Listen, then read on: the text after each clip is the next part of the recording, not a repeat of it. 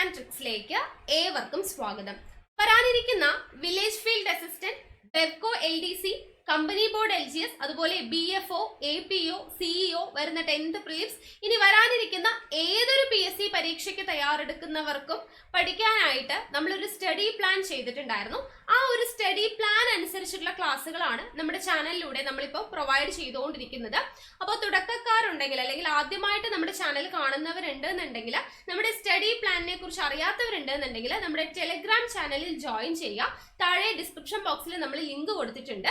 അപ്പോൾ ടെലഗ്രാമിൽ ജോയിൻ ചെയ്ത് കഴിഞ്ഞാൽ നിങ്ങൾക്ക് ആ സ്റ്റഡി പ്ലാൻ, അതുപോലെ തന്നെ ക്ലാസ് 1, ക്ലാസ് 2 എന്ന് പറഞ്ഞിട്ട് പ്രോപ്പർ ആയിട്ട് കൃത്യം ഓർഡറിൽ നിങ്ങൾക്ക് ക്ലാസ്സുകൾ ലഭിക്കുന്നതാണ്.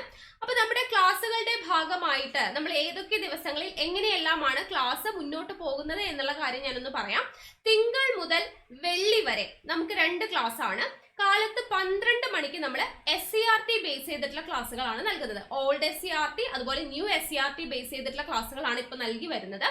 രാത്രി 8 മണിക്ക് നമ്മുടെ PYQ ഡിസ്കഷൻ സെഷൻ ആണ്. PYQ എന്ന് പറയുമ്പോൾ ചുമ്മാ അവിടെ നിന്ന് കുറെ ചോദ്യങ്ങൾ എടുത്തിട്ടല്ല നമ്മളിപ്പോൾ ഡിസ്കസ് ചെയ്തുകൊണ്ടിരിക്കുന്നത്.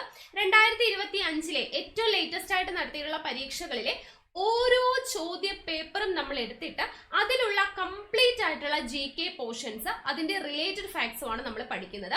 അങ്ങനെ നമ്മൾ ഓരോ ചോദ്യ പേപ്പർ ആയിട്ട് ഇപ്പൊ ഏകദേശം 4ഓളം ചോദ്യ പേപ്പർ നമ്മൾ കംപ്ലീറ്റ് ചെയ്തിട്ടുണ്ട്. അപ്പോൾ അത്രയും ചോദ്യ പേപ്പർ നമ്മൾ വർക്ക്ഔട്ട് ചെയ്യുന്നു. ഇനി ഈ ചോദ്യ പേപ്പർ എല്ലാം കഴിയുന്ന സമയത്ത് അതിൽ നിന്നും PSCയുടെ ഹോട്ട് ടോപ്പിക്സ് നമ്മൾ കണ്ടെത്തുന്നു. നമ്മൾ ഒരുമിച്ചാണ് അല്ലെ റിലേറ്റഡ് ഫാക്ട്സ് ഡിസ്കസ് ചെയ്യുന്നു. എല്ലാ ചോദ്യ പേപ്പറിലും ആവർത്തിച്ച് വന്നിട്ടുള്ള ഹോട്ട് ടോപ്പിക്സ് കണ്ടെത്തുന്നു. എന്നിട്ട് അതിന്റെ ക്ലാസ്സുകൾ നമ്മൾ പിന്നീട് പ്രൊവൈഡ് ചെയ്യുന്നതാണ്. കൂടാതെ സാറ്റർഡേ, സൺഡേ, ശനിയും ഞായറും ദിവസങ്ങളിൽ നമ്മൾ ഇപ്പൊ കമ്പനി ബോർഡ് LGSന് വേണ്ടെങ്കിൽ കൂടി ബാക്കിയുള്ള വില്ലേജ് ഫീൽഡ് അസിസ്റ്റന്റ് അല്ലെങ്കിൽ ബെവ്കോ LDC വരുന്ന ബാക്കിയുള്ള പരീക്ഷകൾക്കൊക്കെ എന്ത് വേണം? ഇംഗ്ലീഷും മലയാളവും വേണം. മാത്സ് ആണെങ്കിൽ ഇനി വരുന്ന ഏത് പരീക്ഷയ്ക്കാണെങ്കിലും മാത്സും വേണം അല്ലെ. അതേപോലെ തന്നെ ഇമ്പോർട്ടന്റ് ആയിട്ടുള്ള കാര്യമാണ് കറണ്ട് അഫയേഴ്സ് എന്ന് പറയുന്നത്. അപ്പൊ നമ്മൾ ശനിയും ഞായറും ദിവസങ്ങളിൽ English, maths, Malayalam, current affairs ഇതിന്റെ ക്ലാസ്സുകളായിരിക്കും പ്രൊവൈഡ് ചെയ്യുന്നുണ്ടാവുക. കറണ്ട് അഫയേഴ്സ് സെഷൻ എടുക്കുന്നത് ഞാനല്ല, അർച്ചന മിസ്സാണ്. രാത്രി 8 മണിക്ക് ഞായറാഴ്ചകളിൽ വീക്ക്ലി കറണ്ട് അഫയേഴ്സ് ആണ് നമ്മൾ നൽകി വരുന്നത്. എല്ലാ സൺഡേയും നമുക്ക് കറണ്ട് അഫയേഴ്സിന്റെ ക്ലാസ് ഉണ്ട്. ബാക്കി ഇംഗ്ലീഷ്, മാത്സ്, മലയാളത്തിന്റെ ക്ലാസ്സുകൾ കൂടി നമ്മൾ റെക്കോർഡഡ് സെഷനായിട്ട് ഞാൻ ഓൾറെഡി എടുത്തിട്ടുള്ള ക്ലാസ്സുകളാണ്. പക്ഷെ വളരെ ഡീറ്റെയിൽഡ് ആയിട്ട് തുടക്കക്കാർക്ക് പോലും, ഒട്ടും അറിയാത്തവർക്ക് പോലും മനസ്സിലാവുന്ന രീതിയിലാണ് നമ്മൾ ക്ലാസ്സുകളെല്ലാം എടുത്തു വെച്ചിട്ടുള്ളത്. അപ്പൊ ആ ഓരോ ക്ലാസ്സുകളും നിങ്ങൾക്ക് വേണ്ടിയിട്ട് ശനി, ഞായർ ദിവസങ്ങളിൽ നമ്മൾ പ്രൊവൈഡ് ചെയ്യുന്നുണ്ട്. ഓക്കെ, അപ്പൊ ഈ ഒരു രീതിയിലാണ് നമ്മുടെ ക്ലാസ്സുകൾ ഇപ്പോ മുന്നോട്ട് പോയിക്കൊണ്ടിരിക്കുന്നത്. അപ്പൊ ഇതുവരെയും നമ്മുടെ സ്റ്റഡി പ്ലാനിൽ ജോയിൻ ചെയ്യാത്തവരുണ്ട് എന്നുണ്ടെങ്കിൽ ജോയിൻ ചെയ്യാം. ഫ്രീ ക്ലാസ് ആണ്. യൂട്യൂബിൽ തന്നെയാണ് നമ്മൾ ക്ലാസ്സുകളെല്ലാം നൽകുന്നത്. അപ്പൊ കൃത്യമായിട്ടുള്ള ഓർഡറിൽ നിങ്ങൾക്ക് പഠിച്ചു വരണം എന്നുണ്ടെങ്കിൽ ടെലിഗ്രാം ചാനലിൽ ജോയിൻ ചെയ്യണേ. PYQ ഡിസ്കഷൻ സെഷൻ നമ്മൾ ക്ലാസ് 1, ക്ലാസ് 2, ക്ലാസ് 3 എന്ന് പറഞ്ഞു കൊടുത്തിട്ടുണ്ട്. അതേപോലെ SCRT സ്റ്റാർട്ട് ചെയ്യുമ്പോൾ ക്ലാസ് എത്രയാണ് നമ്പർ, അതുപോലെ SCRTയുടെ എത്രാമത്തെ ക്ലാസ് ആണെന്നുള്ളത് നമ്മൾ മെൻഷൻ ചെയ്യുന്നുണ്ട്. ഇംഗ്ലീഷ് ആണെങ്കിൽ ഇംഗ്ലീഷിന്റെ എത്രാമത്തെ ക്ലാസ് ആണ്, എല്ലാം ക്ലാസ് നമ്പർ മെൻഷൻ ചെയ്ത് നമ്മൾ ടെലിഗ്രാമിലാണ് കറക്റ്റ് ആയിട്ട് കൊടുത്തിട്ടുള്ളത്. സോ ടെലിഗ്രാമിൽ എല്ലാവരും ജോയിൻ ചെയ്യുക. ഡിസ്ക്രിപ്ഷൻ ബോക്സിൽ ലിങ്ക് കൊടുത്തിട്ടുണ്ട്. ഓക്കെ അല്ലേ? പിന്നെ നമ്മുടെ ക്ലാസ്സുകളൊക്കെ ഇഷ്ടമാണെങ്കിൽ ലൈക്ക് ചെയ്യുക. അതുപോലെ നിങ്ങളുടെ സജഷൻസ് എന്തുണ്ടെങ്കിലും താഴെ കമന്റ് ആയിട്ട് അറിയിക്കാം. അതുപോലെ തന്നെ എല്ലാവർക്കും ഒന്ന് മാക്സിമം ഷെയർ ചെയ്ത് കൊടുക്കുകയും കൂടെ ചെയ്യാം. ഓക്കെ അല്ലേ? അപ്പൊ എന്തായാലും നമുക്ക് ഇന്നത്തെ ക്ലാസ്സിലോട്ട് കിടക്കാം. അപ്പോൾ ഇന്നത്തെ നമ്മുടെ ക്ലാസ് എന്ന് പറയുന്നത് ഇന്ത്യൻ ജോഗ്രഫി നമ്മൾ ഇന്ന് സ്റ്റാർട്ട് ചെയ്യുകയാണ് കേട്ടോ. Indian geography. അപ്പോൾ ഇന്ത്യൻ ജോഗ്രഫി എന്ന് പറയുന്നത് SCRT പാഠഭാഗങ്ങൾ നമുക്ക് ഒരുപാട് പഠിക്കാനുണ്ട്. SCRTയിൽ നിന്ന് തന്നെയാണ് ഇന്ത്യൻ ജോഗ്രഫി ഒരുപാട് ചോദ്യങ്ങൾ എക്സാമിന് വരാറുള്ളത്. അപ്പോൾ ഇന്ത്യൻ ജോഗ്രഫിയിൽ നമ്മൾ ആദ്യം പഠിക്കുന്ന ചാപ്റ്റർ എന്ന് പറയുന്നത് വളരെ ബേസ് തൊട്ട് നമ്മൾ പഠിച്ചു പോകാമെന്നാണ് വിചാരിക്കുന്നത്. സോ 5ാം ക്ലാസ്സിലെ 11ാമത്തെ ചാപ്റ്റർ കേട്ടോ. 5ാം ക്ലാസ്സിലെ 11ാമത്തെ ചാപ്റ്റർ ആണ്. ചാപ്റ്ററിൻ്റെ പേര് നമ്മുടെ ഇന്ത്യ. നമ്മുടെ ഇന്ത്യ എന്ന് പറയുന്ന ചാപ്റ്ററിലൂടെയാണ് നമ്മൾ ഇന്ന് പഠിക്കാനായിട്ട് പോകുന്നത്, ഇന്ത്യൻ ജോഗ്രഫി. അപ്പോൾ ക്ലാസ്സിലോട്ട് കിടക്കാം. അതിന് മുന്നേ നമ്മുടെ ക്ലാസ്സൊക്കെ ഇഷ്ടമാവുന്നുണ്ടെങ്കിൽ ഒന്ന് ലൈക്ക് ചെയ്യുക. അതുപോലെ തന്നെ മാക്സിമം ഫ്രണ്ട്സിനൊക്കെ ഒന്ന് ഷെയർ ചെയ്ത് കൊടുക്കുക. എന്തെങ്കിലും സജഷൻസ് ഉണ്ടെങ്കിൽ താഴെ കമൻ്റ് ആയിട്ട് അറിയിക്കാവുന്നതാണ്. ഓക്കെ, അപ്പോൾ നമുക്ക് നമ്മുടെ ഇന്ത്യ എന്ന് പറയുന്ന ചാപ്റ്ററിലോട്ട് കിടക്കാം. അപ്പോൾ എന്തായാലും നമുക്ക് നോക്കാം. അപ്പോൾ നമുക്ക് ആകെ 5 ചാപ്റ്റർ ആണ് വരുന്നത്. അതിൽ ആദ്യത്തെ ചാപ്റ്റർ നമ്മൾ നോക്കുന്നത് 5ാം ക്ലാസ്സിലെ ബേസിക് മുതലാണ് നമ്മൾ പഠിച്ചു പോകുന്നത്. അപ്പോൾ 5ാം ക്ലാസ്സിലെ 11ാമത്തെ ചാപ്റ്റർ ആണ് ആദ്യം നമുക്ക് പഠിക്കേണ്ടത്, നമ്മുടെ ഇന്ത്യ. അപ്പോൾ 5ാം ക്ലാസ് ആയതുകൊണ്ട് തന്നെ വളരെ ബേസിക് ആയിട്ടുള്ള കാര്യങ്ങളായിരിക്കും ഇതിൽ പറയുന്നുണ്ടാവുക. അപ്പോൾ അവിടെ മുതൽ നമുക്ക് അങ്ങോട്ട് പഠിച്ചു പോകാം. ഓക്കെ, അപ്പോൾ നമുക്ക് നോക്കാം നമ്മുടെ ഇന്ത്യ എന്ന് പറയുന്ന ചാപ്റ്റർ. അപ്പോൾ ആദ്യം തന്നെ നമ്മുടെ ഇവിടെ എന്താണ് പ്രതിജ്ഞയാണ് കൊടുത്തിട്ടുള്ളത്. ഓക്കെ, ഇന്ത്യയുടെ പ്രതിജ്ഞയാണ്. ഇന്ത്യ എൻ്റെ രാജ്യമാണ്, എല്ലാ ഇന്ത്യക്കാരും എൻ്റെ സഹോദരി സഹോദരന്മാരാണ് തുടങ്ങുന്ന പ്രതിജ്ഞയാണ് ഇവിടെ കൊടുത്തിട്ടുള്ളത്. അപ്പോൾ എന്തിനാണ് ഇത് കൊടുത്തിട്ടുള്ളത് എന്ന് വെച്ചാൽ ഇന്ത്യയുടെ വൈവിധ്യപൂർണമായിട്ടുള്ള പാരമ്പര്യത്തിൽ അഭിമാനം കൊള്ളുന്നവരാണ് നമ്മൾ ഇന്ത്യക്കാർ. വേഷം, ഭാഷ, ആചാരം തുടങ്ങിയവയിലെല്ലാം പുലർത്തുന്ന വൈവിധ്യങ്ങളാണ് ഇന്ത്യയെ വ്യത്യസ്തമാക്കുന്നത്. അപ്പോൾ അത് കാണിക്കാൻ വേണ്ടിയിട്ടാണ് നമ്മൾ എന്ത് ചെയ്യുന്നത്, ഈ പ്രതിജ്ഞ ഇവിടെ കൊടുത്തിട്ടുള്ളത് അല്ലെ. ഇന്ത്യ എന്ന് പറയുമ്പോൾ വേഷം, ഭാഷ, ആചാരം തുടങ്ങിയതിലെല്ലാം വൈവിധ്യം പുലർത്തുന്ന രാജ്യമാണ്.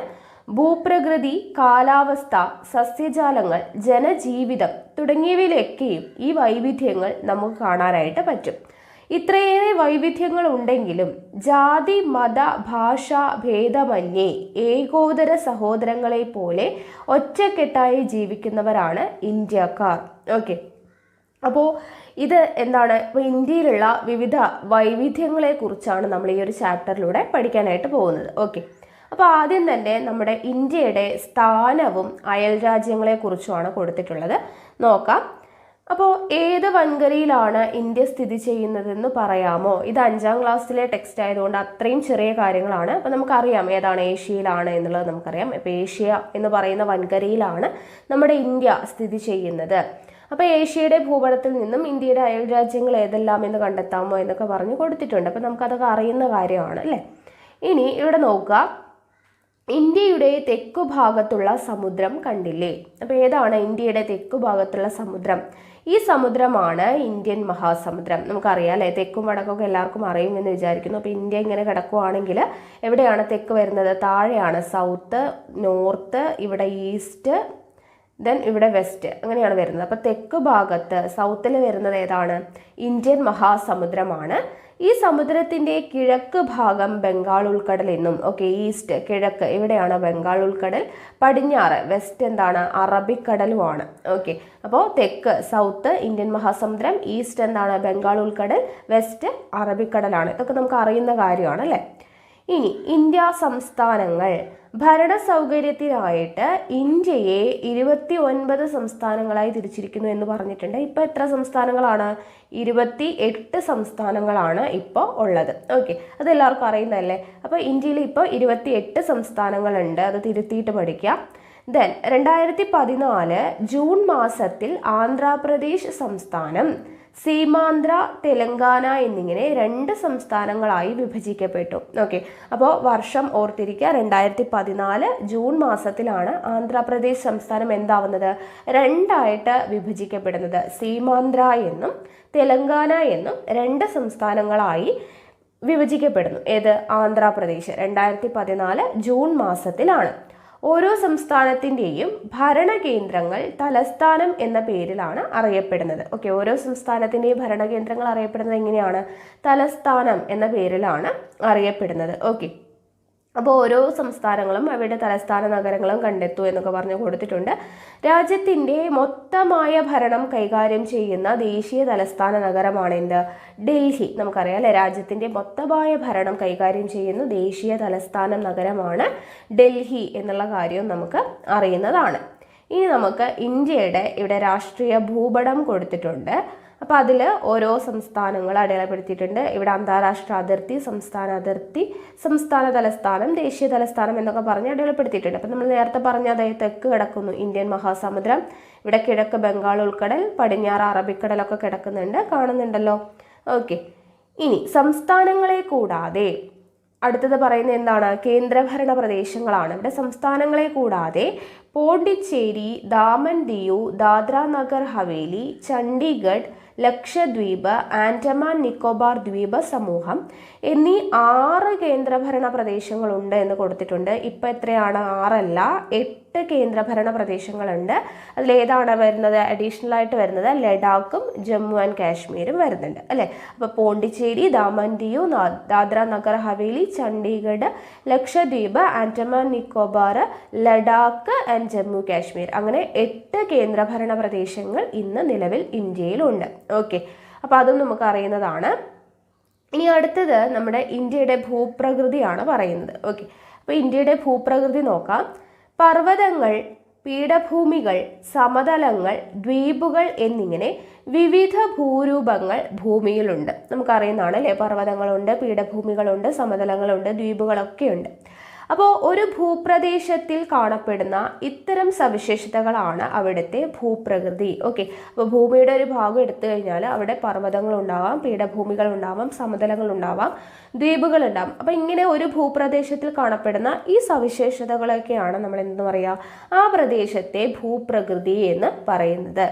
ചെറുതും വലുതുമായ പർവ്വതനിരകളും സമതല പ്രദേശങ്ങളും വിശാലമായ പീഠഭൂമി പ്രദേശങ്ങളും മരുഭൂമിയും തീരപ്രദേശങ്ങളും ദ്വീപുകളും ഉൾപ്പെട്ട വൈവിധ്യമാർന്ന ഭൂപ്രകൃതിയാണ് ഇന്ത്യക്കുള്ളത്. അപ്പോൾ ഇന്ത്യയിലും എന്തുണ്ട്, ചെറുതും വലുതുമായിട്ടുള്ള പർവ്വതനിരകളും സമതല പ്രദേശങ്ങളും വിശാലമായ പീഠഭൂമി പ്രദേശങ്ങളും മരുഭൂമിയും തീരപ്രദേശങ്ങളും ദ്വീപുകളും എല്ലാം ഉൾപ്പെട്ട ഭൂപ്രകൃതിയാണ് ആർക്കുള്ളത്, ഇന്ത്യക്ക് ഉള്ളത്. ഓക്കെ, ഇനി ഇന്ത്യയിലെ പർവ്വതങ്ങളെ കുറിച്ചാണ് നമ്മൾ ആദ്യം പറയുന്നത്. അപ്പോൾ ഇവിടെ നമുക്ക് 2 ചിത്രം തന്നിട്ടുണ്ട്. ഹിമാലയ പർവ്വതത്തിൻ്റെയും പശ്ചിമഘട്ട നിരകളുടെയും ചിത്രം തന്നിട്ടുണ്ട് അല്ലേ. അപ്പോൾ നോക്കുക, ലോകത്തിലെ തന്നെ ഉയരമേറിയ പർവ്വതനിരകളായ ഹിമാലയത്തിൻ്റെ ഒരു ഭാഗം ഇന്ത്യയിലാണ് ഉൾപ്പെടുന്നത്. അപ്പോൾ ലോകത്തിലെ തന്നെ ഉയരമേറിയ പർവ്വതനിരകളാണേത്, ഹിമാലയ നിരകൾ. അതിൻ്റെ ഒരു ഭാഗം എവിടെയാണ്, ഇന്ത്യയിലാണ് ഉൾപ്പെടുന്നത്. ഹിമാലയത്തേക്കാൾ ഉയരം കുറഞ്ഞ നിരകളായ ആരവല്ലി, പശ്ചിമഘട്ടം, പൂർവഘട്ടം, വിന്ധ്യാനിരകൾ, സത്പുരാ നിരകൾ എന്നിവയാണ് ഇന്ത്യയിലെ മറ്റ് പ്രധാന പർവ്വതനിരകൾ. ഏതൊക്കെയാണ്? ഹിമാലയമാണ് ഏറ്റവും ഉയരമേറിയ പർവ്വതനിരയായിട്ടുള്ളത്, ഹിമാലയം.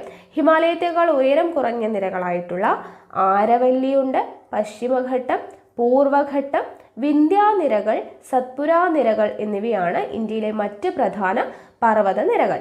അപ്പോൾ ഈ പർവ്വതനിരകളിൽ നിന്നെല്ലാം അനേകം നദികൾ ഉത്ഭവിക്കുന്നുണ്ട്. ഓക്കെ, വളരെ ബേസിക് ആയിട്ടുള്ള കാര്യങ്ങളാണ് കേട്ടോ ഇതിൽ പഠിക്കുന്നത്. അപ്പോൾ ഇത് മുതൽ അങ്ങോട്ട് പഠിച്ചു പോകുമ്പോൾ നമുക്ക് കുറച്ചുകൂടെ ഈസി ആയിട്ട് കാര്യങ്ങൾ മനസ്സിലാക്കി പഠിക്കാനായിട്ട് പറ്റും. ഓക്കെ, അപ്പോൾ നോക്കുക, അടുത്തത് ഇന്ത്യയിലെ സമതലങ്ങൾ. പർവ്വതങ്ങളെക്കുറിച്ച് അത്രയും നമ്മൾ പറഞ്ഞോളൂ. ഹിമാലയ പർവ്വതം ഉയരം കൂടിയതുണ്ട്, അതിൻ്റെ ചില ഭാഗങ്ങൾ ഇന്ത്യയിലാണ്. അതിനേക്കാളും ഉയരം കുറഞ്ഞ ആരവല്ലി, പശ്ചിമഘട്ടം, ഓക്കെ, അങ്ങനെയുള്ള പർവ്വതനിരകൾ ഇന്ത്യയിലുണ്ട് എന്നുള്ളത് കാര്യങ്ങൾ ജസ്റ്റ് പറഞ്ഞു. ഇനി ഇന്ത്യയിലെ സമതലങ്ങളെ കുറിച്ചാണ് പറയുന്നത്. അപ്പോൾ എന്താണ് സമതലം എന്ന് പറയുന്നത്? അതിവിശാലമായതും നിരപ്പായതുമായ ഭൂപ്രദേശങ്ങളാണ് സമതലങ്ങൾ. സമതലങ്ങൾ എന്ന് പറയുന്നത് എന്താണ്? അതിവിശാലമായതും നിരപ്പായതുമായ ഭൂപ്രദേശങ്ങളാണ് സമതലങ്ങൾ. ഹിമാലയ പർവ്വത നിരകൾക്ക് തെക്കുഭാഗത്ത് വിശാലമായ ഒരു സമതലമുണ്ട്. എവിടെയാണ്? ഹിമാലയ പർവ്വത നിരകൾക്ക്, ഇത് ഹിമാലയ പർവ്വതമാണെങ്കിൽ അതിൻ്റെ തെക്ക് ഭാഗത്താണ് പറയുന്നത്. ഹിമാലയ പർവ്വത നിരകൾക്ക് തെക്ക് ഭാഗത്ത് വിശാലമായിട്ടുള്ള ഒരു സമതലമുണ്ട്. ഹിമാലയത്തിൽ നിന്നും നദികൾ ഒഴുകിക്കൊണ്ടുവരുന്ന എക്കൽ നിക്ഷേപിച്ചിട്ടാണ് ഈ സമതലങ്ങൾ രൂപപ്പെട്ടത്. ഓക്കെ, ഹിമാലയത്തിൽ നിന്നും നദികൾ ഒഴുകുന്നുണ്ടല്ലോ, അപ്പോൾ നദികൾ ഒഴുക്കിക്കൊണ്ടുവരുന്ന എക്കൽ നിക്ഷേപിച്ചിട്ടാണ് എന്ത് രൂപപ്പെട്ടിരിക്കുന്നത്? ഈ സമതലങ്ങൾ രൂപപ്പെട്ടിരിക്കുന്നത്. സിന്ധു, ഗംഗ, ബ്രഹ്മപുത്ര സമതലങ്ങൾ എന്നാണ് ഈ സമതല പ്രദേശം അറിയപ്പെടുന്നത്. ഓക്കെ, അപ്പോൾ അതിവിശാലമായതും നിരപ്പായതുമായിട്ടുള്ള ഭൂപ്രദേശങ്ങളെയാണ് സമതലങ്ങൾ എന്ന് പറയുന്നത്. ഹിമാലയ പർവ്വത നിരകളുടെ തെക്ക് ഭാഗത്ത് എന്തുണ്ട്? വിശാലമായിട്ടുള്ള സമതലമുണ്ട്. ഇതെങ്ങനെയാണ് രൂപപ്പെടുന്നത്? ഹിമാലയത്തിൽ നിന്നും നദികൾ ഒഴുക്കിക്കൊണ്ടുവരുന്ന എക്കൽ നിക്ഷേപിച്ചിട്ടാണ് ഈ സമതലങ്ങൾ രൂപപ്പെട്ടത്. ഇതിന്റെ പേരെന്താണ് പറയുന്നത്? സിന്ധു, ഗംഗ, ബ്രഹ്മപുത്ര. നദികൾ ഒഴുക്കിക്കൊണ്ടുവരുന്ന എക്കൽ നിക്ഷേപിച്ചിട്ടല്ലേ ഉണ്ടാവുന്നത്. അപ്പോൾ ആ നദികളുടെ പേരാണ് കൊടുത്തിരിക്കുന്നത്. സിന്ധു, ഗംഗ, ബ്രഹ്മപുത്ര സമതലങ്ങൾ എന്നാണ് ഈ സമതല പ്രദേശം അറിയപ്പെടുന്നത്. ഓക്കെ, ഈ ഫലപുഷ്ടമായിട്ടുള്ള സമതലങ്ങളിൽ ഗോതമ്പ്, നെല്ല്, ചോളം, കരിമ്പ് മുതലായ അനേകം വിളകൾ കൃഷി ചെയ്യുന്നുണ്ട്. അപ്പോൾ സിന്ധു, ഗംഗ, ബ്രഹ്മപുത്ര സമതലങ്ങളിൽ കൃഷി ചെയ്യുന്നത് എന്തൊക്കെയാണ്? നെല്ല്, ഗോതമ്പ്, ചോളം, കരിമ്പ് തുടങ്ങിയ വിളകളാണ് മെയിനായിട്ട് കൃഷി ചെയ്യുന്നത്. അതിനാൽ ഇന്ത്യയുടെ ഭക്ഷ്യകലവറ എന്ന് ഈ പ്രദേശത്തെ വിശേഷിപ്പിക്കാറുണ്ട്. അപ്പോൾ ഇന്ത്യയുടെ ഭക്ഷ്യകലവറ എന്നറിയപ്പെടുന്നത് ഏതാണ്? സിന്ധു, ഗംഗ, ബ്രഹ്മപുത്ര സമതലമാണ്. എന്തുകൊണ്ടാണ് അവയെ ഇന്ത്യയുടെ ഭക്ഷ്യകലവറ എന്ന് വിശേഷിപ്പിക്കുന്നത്? നെല്ല്, ഗോതമ്പ്, ചോളം, കരിമ്പ് മുതലായിട്ടുള്ള അനേകം വിളകൾ ഇവിടെ കൃഷി ചെയ്യുന്നത് കൊണ്ടാണ് ഇന്ത്യയുടെ ഭക്ഷ്യകലവറ എന്ന് ഈ പ്രദേശത്തെ വിശേഷിപ്പിക്കുന്നത്. ഓക്കെ, ഇത്രയേ ഉള്ളൂ സമതലങ്ങളെക്കുറിച്ച് നമുക്കിവിടെ പഠിക്കാനായിട്ട്. ഓക്കെ, അടുത്തത് ഇന്ത്യയിലെ മരുഭൂമിയെക്കുറിച്ചാണ് പറയുന്നത്. നോക്കുക, വീശിയടിക്കുന്ന കാറ്റും കൊടും ചൂടും കണ്ണെത്താ ദൂരത്തോളം വ്യാപിച്ചു കിടക്കുന്ന മണൽ കൂനകളും മരുഭൂമികളുടെ സവിശേഷതകളാണ്. നമുക്കറിയാം അല്ലേ, നമ്മൾ മരുഭൂമി കണ്ടിട്ടുണ്ട്. വീശിയടിക്കുന്ന കാറ്റും കൊടും ചൂടും കണ്ണെത്താ ദൂരത്തോളം വ്യാപിച്ചിരിക്കുന്ന മണൽ കൂനകളുമാണ് മരുഭൂമികളുടെ സവിശേഷതകൾ. ഇന്ത്യയുടെ വടക്കു പടിഞ്ഞാറ് സ്ഥിതി ചെയ്യുന്ന രാജസ്ഥാൻ, ഇന്ത്യയുടെ വടക്ക് പടിഞ്ഞാറ് അതേ ഒരു ഭാഗത്ത് സ്ഥിതി ചെയ്യുന്ന രാജസ്ഥാൻ സംസ്ഥാനത്തിൻ്റെ കൂടുതൽ ഭാഗവും മരുഭൂമിയാണ്. ഓക്കെ, അപ്പോൾ രാജസ്ഥാൻ സംസ്ഥാനത്തിൻ്റെ കൂടുതൽ ഭാഗവും എന്താണ്? മരുഭൂമിയാണ്. ഓക്കെ, ഇന്ത്യയുടെ വടക്ക് പടിഞ്ഞാറ് സ്ഥിതി ചെയ്യുന്ന രാജസ്ഥാൻ സംസ്ഥാനത്തിൻ്റെ കൂടുതൽ ഭാഗവും എന്താണ്? മരുഭൂമിയാണ്. ധാർ മരുഭൂമി എന്നറിയപ്പെടുന്ന ഈ പ്രദേശത്ത് മഴ വളരെ കുറവായതിനാൽ ജനവാസവും കൃഷിയും കുറവാണ്. അപ്പോൾ രാജസ്ഥാൻ സംസ്ഥാനത്തിൻ്റെ കൂടുതൽ ഭാഗവും മരുഭൂമിയാണെന്ന് അറിയപ്പെടുന്നു. അപ്പോൾ ആ മരുഭൂമിയുടെ പേരാണ് ധാർ മരുഭൂമി. രാജസ്ഥാനിലെ മരുഭൂമിയുടെ പേരെന്താണ്? ധാർ മരുഭൂമിയാണ്. ഇവിടെ മഴ എന്ന് പറയുന്നത് വളരെ കുറവാണ്, അതുകൊണ്ട് തന്നെ ജനവാസവും കൃഷിയും കുറവാണ്. ഓക്കെ, ഇനി അത്രയാണ് നമുക്ക് മരുഭൂമിയെക്കുറിച്ച് പറയുന്നത്. അടുത്തത് ഇന്ത്യയിലെ പീഠഭൂമികളെ കുറിച്ചാണ് പറയുന്നത്. ഓക്കെ, അപ്പോൾ ഇവിടെ ഡെക്കാൻ പീഠഭൂമിയുടെ ചിത്രം കൊടുത്തിട്ടുണ്ട്, നോക്കാം. ചുറ്റുമുള്ള പ്രദേശങ്ങളെ അപേക്ഷിച്ച് ഉയർന്നതും മുകൾ ഭാഗം ഏറെക്കുറെ നിരപ്പായതുമായ ഭൂപ്രദേശങ്ങളാണ് പീഠഭൂമികൾ. എന്താണ് പീഠഭൂമികൾ?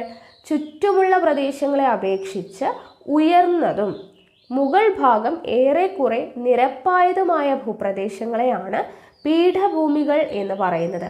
ഇന്ത്യയിലെ ഏറ്റവും വലിയ പീഠഭൂമിയാണ് ഡെക്കാൻ പീഠഭൂമി. ഓക്കെ, ഇമ്പോർട്ടൻ്റ് ആണ്. ഇന്ത്യയിലെ ഏറ്റവും വലിയ പീഠഭൂമി ഏതാണ്? ഡെക്കാൻ പീഠഭൂമിയാണ്.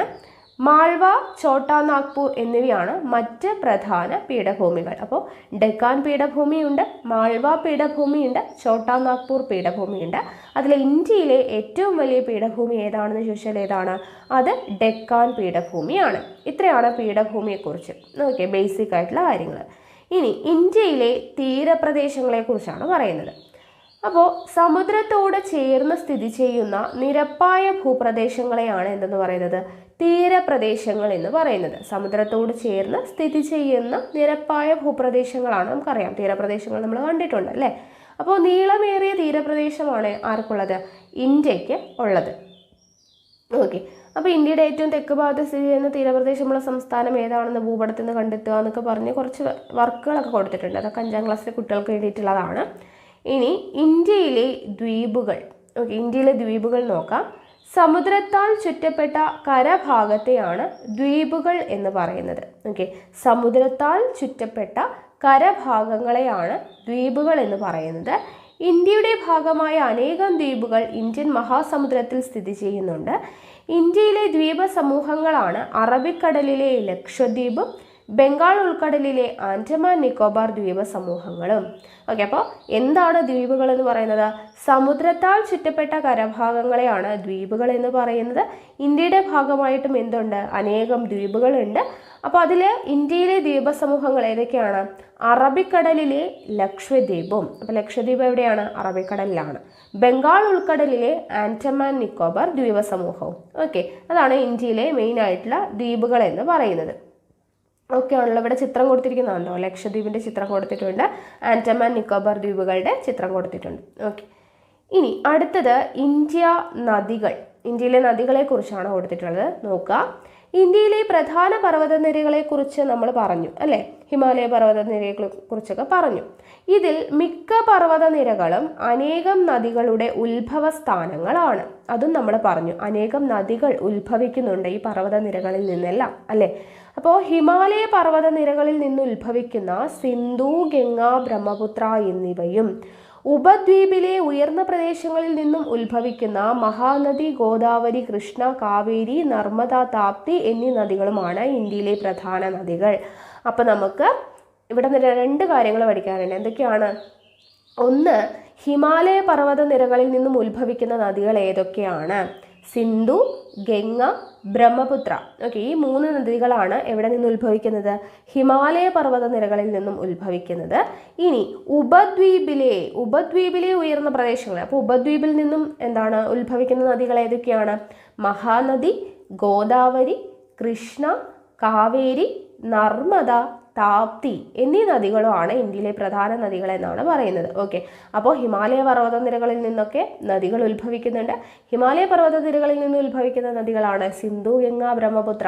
അതുകൊണ്ടാണ് ആ നദികൾ ആ നദികൾ കൊണ്ടുവരുന്ന എക്കൽ നിക്ഷേപിച്ചുണ്ടാവുന്ന സമതലങ്ങളെ നമ്മൾ സിന്ധു, ഗംഗ, ബ്രഹ്മപുത്ര എന്ന സമതലത്തെ പേര് പറയുന്നത്. ഹിമാലയത്തിന്റെ തെക്ക് ഭാഗത്തായിട്ട് കാണപ്പെടുന്നുണ്ടെന്ന് പറഞ്ഞില്ലേ സമതലങ്ങൾ, അതുകൊണ്ടാണ് ആ പേര് വന്നത്. ഓക്കെ, അപ്പോൾ സിന്ധു, ഗംഗ, ബ്രഹ്മപുത്ര എന്നീ നദികളാണ് ഹിമാലയ പർവ്വതനിരകളിൽ നിന്നും ഉത്ഭവിക്കുന്നത്. ഉപദ്വീപിൽ നിന്നും ഉത്ഭവിക്കുന്ന ഏതാണ്? മഹാനദി, ഗോദാവരി, കൃഷ്ണ, കാവേരി, നർമ്മദ, താപ്തി എന്നീ നദികളുമാണ് ഉള്ളത്. ഓക്കെ, അപ്പോൾ അതാണ് ഇന്ത്യയിലെ പ്രധാനപ്പെട്ട നദികൾ. ഇനി അടുത്തത് ഇന്ത്യയുടെ കാലാവസ്ഥയാണ് പറയുന്നത്. വളരെയധികം വൈവിധ്യമുള്ള കാലാവസ്ഥയാണ് ഇന്ത്യയിൽ നിലനിൽക്കുന്നത്. ഇന്ത്യയിൽ മഴക്കാലം, ശൈത്യകാലം, വേനൽക്കാലം എന്നിങ്ങനെയുള്ള ഋതുക്കളാണ് അനുഭവപ്പെടുന്നത്. നമുക്കറിയുന്ന കാര്യമാണ് അല്ലേ? മഴക്കാലമുണ്ട്, ശൈത്യകാലമുണ്ട്, വേനൽക്കാലമുണ്ട്. അപ്പോൾ ഇങ്ങനെയുള്ള ഋതുക്കളാണ് അനുഭവപ്പെടുന്നത്. ജൂൺ മുതൽ സെപ്റ്റംബർ വരെയും ഒക്ടോബർ മുതൽ നവംബർ വരെയുമുള്ള 2 മഴക്കാലമാണ് ഇന്ത്യയിലുള്ളത്. ഓക്കെ, ഒന്ന് ജൂൺ മുതൽ സെപ്റ്റംബർ വരെയും അല്ലേ, നമ്മൾ സ്കൂളൊക്കെ തുറക്കുന്ന സമയത്ത് സ്റ്റാർട്ട് ചെയ്യുന്ന മഴ.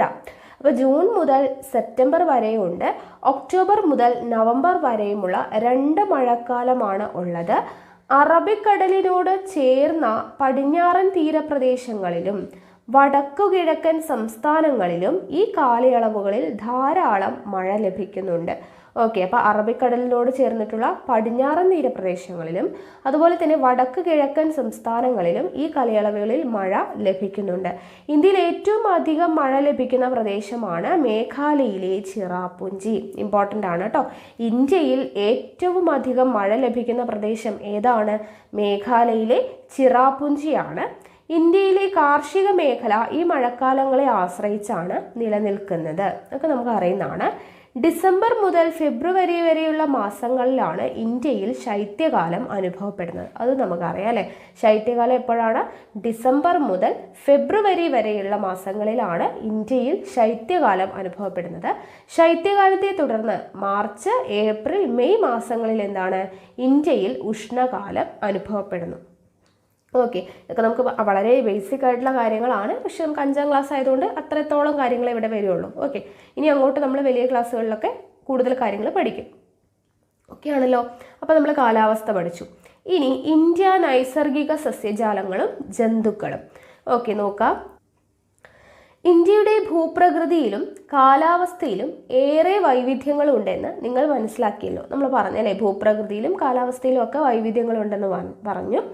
ഈ വൈവിധ്യങ്ങൾക്കനുസൃതമായി സസ്യജാലങ്ങളിലും ജന്തുക്കളിലും ഒട്ടനവധി വൈവിധ്യങ്ങൾ നമുക്ക് കാണാം. ഓക്കെ, ഭൂപ്രകൃതിയും കാലാവസ്ഥയിലും ഉള്ള വൈവിധ്യങ്ങൾ പോലെ തന്നെ സസ്യജാലങ്ങളിലും ജന്തുക്കളിലും നമുക്ക് വൈവിധ്യങ്ങൾ കാണാനായിട്ട് പറ്റും. മഴക്കാടുകൾ, ഇലപൊഴിയും കാടുകൾ, മുൾക്കാടുകൾ, കുറ്റിക്കാടുകൾ, പുൽപ്രദേശങ്ങൾ മുതലായ നൈസർഗിക സസ്യജാലങ്ങളും ഇന്ത്യയിലുണ്ട്. ഇന്ത്യയിലുള്ള നൈസർഗിക സസ്യജാലങ്ങൾ ഏതൊക്കെയാണ്? മഴക്കാടുകളുണ്ട്, ഇലപൊഴിയും കാടുകൾ, മുൾക്കാടുകളും കുറ്റിക്കാടുകളും, പുൽപ്രദേശങ്ങൾ തുടങ്ങിയ നൈസർഗിക സസ്യജാലങ്ങൾ ഇന്ത്യയിലുണ്ട്. ഇവിടെ മഴക്കാടിൻ്റെയും ഇലപൊഴിയും കാടിൻ്റെയും ഒക്കെ ചിത്രം കൊടുത്തിട്ടുണ്ട്. ആന, സിംഹം, കടുവ, പുലി, കാട്ടുപോത്ത്, മാന്, മയില്, വേഴാമ്പൽ മുതലായ അനേകം പക്ഷി മൃഗാദികളുടെ ആവാസ കേന്ദ്രങ്ങളായ ഈ പ്രദേശങ്ങൾ ഇന്ത്യയുടെ വിലമതിക്കാനാകാത്ത സമ്പത്താണ് എന്നതിൽ സംശയമില്ല. ഓക്കെ, അപ്പോൾ അങ്ങനെയുള്ള നൈസർഗിക സസ്യജാലങ്ങളുണ്ട്. ഇവിടെ പുൽപ്രദേശം കൊടുത്തിട്ടുണ്ട്, മുൾക്കാട് കൊടുത്തിട്ടുണ്ട്. ഓക്കെ, അപ്പോൾ അത് മനസ്സിലായല്ലോ. ഇനി അടുത്തത് നോക്കുക, നമ്മൾ ഇന്ത്യക്കാർ എന്ന് പറഞ്ഞു കൊടുത്തിട്ടുണ്ട്. നോക്കുക, ഭൂപ്രകൃതി, കാലാവസ്ഥ, സസ്യജന്തുജാലങ്ങൾ ഇവയിലൊക്കെ ഇന്ത്യയിൽ ഒരുപാട് വൈവിധ്യങ്ങളുണ്ട്. നമ്മൾ പഠിച്ചു അല്ലേ? അപ്പോൾ ഈ വൈവിധ്യങ്ങൾക്കനുസൃതമായി ജനജീവിതത്തിലും എന്തുണ്ട്? വൈവിധ്യങ്ങളുണ്ട്. ഓക്കെ, ജനങ്ങളുടെ ജീവിതത്തിലും വൈവിധ്യങ്ങളുണ്ട്. ദക്ഷിണേന്ത്യക്കാർക്ക് അരിയാണ് പ്രധാന ഭക്ഷ്യധാന്യമെങ്കിൽ ഉത്തരേന്ത്യക്കാർക്ക് ഗോതമ്പാണ് പ്രധാന ഭക്ഷ്യധാന്യം. അപ്പോൾ ദക്ഷിണേന്ത്യക്കാരുടെ പ്രധാന ഭക്ഷണം എന്താണ്? അരിയാണ്. നമുക്കറിയാം അല്ലേ? ദക്ഷിണേന്ത്യക്കാരുടെ പ്രധാന ഭക്ഷണം അരിയാണ്. ഉത്തരേന്ത്യക്കാരുടെ ഭക്ഷണം ഏതാണ്? പ്രധാന ഭക്ഷണം ഗോതമ്പാണ്. ആഹാര രീതിയിൽ പ്രാദേശികമായിട്ടുള്ള ഈ വ്യത്യാസങ്ങൾ എങ്ങനെയാണ് വരുന്നത് എന്നൊക്കെ പറഞ്ഞ് ഇവിടെ കുറച്ച് കാര്യങ്ങൾ കൊടുത്തിട്ടുണ്ട്. നോക്കുക, ദക്ഷിണേന്ത്യക്കാർ പൊതുവെ പരുത്തി വസ്ത്രങ്ങളാണ് പ്രധാനമായും ഉപയോഗിക്കുന്നത്. അപ്പോൾ ദക്ഷിണേന്ത്യക്കാരുടെ ഫുഡ് എന്താന്ന് പറഞ്ഞു? അരിയാണ്. ഉത്തരേന്ത്യക്കാരുടെ ഗോതമ്പാണ്. ദക്ഷിണേന്ത്യക്കാർ പൊതുവെ ഉപയോഗിക്കുന്ന വസ്ത്രങ്ങൾ പരുത്തി വസ്ത്രങ്ങളാണ് ഉപയോഗിക്കുന്നത്. എന്നാൽ പർവ്വത പ്രദേശങ്ങളിൽ കമ്പിളി വസ്ത്രങ്ങൾക്കാണ് പ്രാമുഖ്യം. ഓക്കെ, പർവ്വത പ്രദേശങ്ങളിൽ കമ്പിളി വസ്ത്രങ്ങളാണ് ഉപയോഗിക്കുന്നത്. ദക്ഷിണേന്ത്യക്കാർ ഉപയോഗിക്കുന്നത് പരുത്തി വസ്ത്രങ്ങളാണ്. ഇനി ആഘോഷങ്ങളിലുമുണ്ട് വൈവിധ്യങ്ങൾ. എന്താണ്? കേരളീയരുടെ ദേശീയ ഉത്സവമാണല്ലോ ഓണം. അപ്പം കേരളീയരുടെ ദേശീയ ഉത്സവം ഏതാണ്? ഓണമാണ്. തമിഴ്നാട്ടിൽ പൊങ്കലാണ് പ്രധാന ആഘോഷം. ഓക്കെ, തമിഴ്നാട്ടിലെ പൊങ്കലാണ് നമുക്കറിയുന്നതാണ്. ആസാമിലെ പ്രധാന ആഘോഷമാണ് ബിഹു. ആസാമിലെ ബിഹു. ഉത്തരേന്ത്യയിൽ ഹോളി എന്നിങ്ങനെ ആഘോഷങ്ങളിലും ആചാരങ്ങളിലും വൈവിധ്യം പ്രകടമാണ്. അപ്പോൾ ഇവിടെ പഠിച്ചു വയ്ക്കുക, കേരളീയരുടെ ദേശീയോത്സവം ഓണമാണ്. തമിഴ്നാട്ടിലെ പ്രധാന ആഘോഷമാണ് പൊങ്കൽ. ആസാമിലെ ബിഹു. ഉത്തരേന്ത്യയിലെ ഹോളി എന്നീ ആഘോഷങ്ങൾ. ഓക്കെ, നാം വസിക്കുന്ന പ്രദേശങ്ങളെക്കാൾ തികച്ചും ഭിന്നമാണ് ഇന്ത്യയിലെ ഇതര ഭാഗങ്ങൾ. ഭൂപ്രകൃതിയിലും കാലാവസ്ഥയിലും സസ്യജന്തു ജാലങ്ങളിലും മാനവ ജീവിതത്തിലും വളരെയധികം വൈവിധ്യങ്ങൾ ഉണ്ടെങ്കിലും അതിനെല്ലാം അതീതമായി ഇന്ത്യ ഒരൊറ്റ രാജ്യമായി നിലനിൽക്കുന്നു. ഇന്ത്യയുടെ സമൃദ്ധവും വൈവിധ്യപൂർണ്ണവുമായിട്ടുള്ള പാരമ്പര്യത്തിൽ തീർച്ചയായും നാം അഭിമാനം കൊള്ളുക തന്നെ ചെയ്യും. ഓക്കെ, അപ്പോൾ ഇത്രയുമാണ് സിമ്പിളായിട്ടുള്ള ഒരു ചാപ്റ്ററാണ്. വളരെ ബേസിക് ആയിട്ടുള്ള കാര്യങ്ങളാണ്. ഇന്ത്യയുടെ സ്ഥാനം, ഇന്ത്യയുടെ ഭൂപ്രകൃതി എന്തൊക്കെയാണ്, ഇന്ത്യയിലെ സസ്യജാലങ്ങൾ, അതുപോലെ തന്നെ ഭാഷ, ആഘോഷം, അതിലൊക്കെയുള്ള വൈവിധ്യങ്ങൾ, അങ്ങനെ കുറച്ച് സിമ്പിളായിട്ട് ബേസിക് ആയിട്ടുള്ള കുറച്ച് കാര്യങ്ങളാണ് നമ്മൾ ഈ ഒരു ചാപ്റ്ററിലൂടെ പഠിച്ചത്. ഓക്കെ ആണല്ലോ. അപ്പോൾ നമ്മുടെ ആദ്യത്തെ ചാപ്റ്റർ നമുക്ക് പഠിക്കേണ്ട, ഇന്ത്യൻ ജിയോഗ്രഫിയിൽ പഠിക്കേണ്ട ആദ്യത്തെ ചാപ്റ്റർ കഴിഞ്ഞു.